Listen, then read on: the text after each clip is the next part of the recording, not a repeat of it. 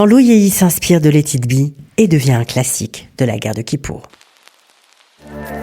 היום ילדי אותי שואל מה הסיפור של ישראל When I find myself in times of trouble.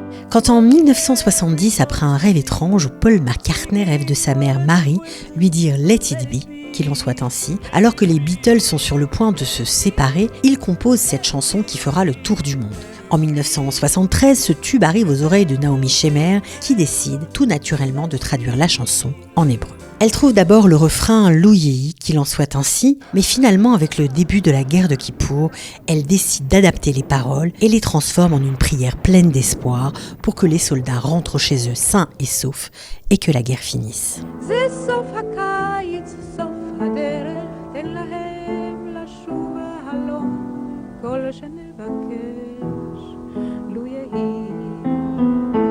Et c'est là que le deuxième mari de Naomi Shemer entre en piste. Mordechai Shevitz, poète reconnu, effectue comme la majorité des Israéliens ses périodes de réserve. En pleine guerre de Kippour, bouleversé par ce qu'il a vu sur le terrain, il fait comprendre à sa femme que cette guerre est une guerre juive. Pour lui, il est impensable de gaspiller cette chanson sur des airs étrangers. Les paroles de Naomi sont magnifiques, il leur faut une mélodie juive. Naomi Shemer accepte et décide de changer la tonalité de Let It Be pour en faire une nouvelle mélodie. Pourtant, comme si l'artiste pressentait l'importance que prendra cette chanson dans le cœur des Israéliens, Naomi s'autocensure. L'atmosphère de l'époque est difficile à supporter et une des strophes de la chanson utilise des mots sombres qui présagent du pire. Elle disparaît donc de toutes les versions.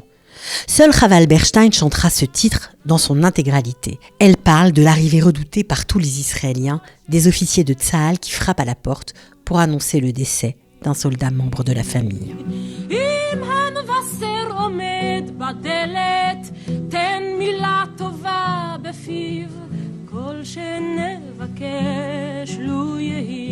Et c'est ainsi que Lou Yehi deviendra l'une des chansons les plus emblématiques de la guerre de Kippour, un titre intemporel qui prend aux tripes et qui après 50 ans n'a rien perdu de sa force ni de l'émotion qu'elle procure à ceux qui la chantent et à ceux qui l'écoutent.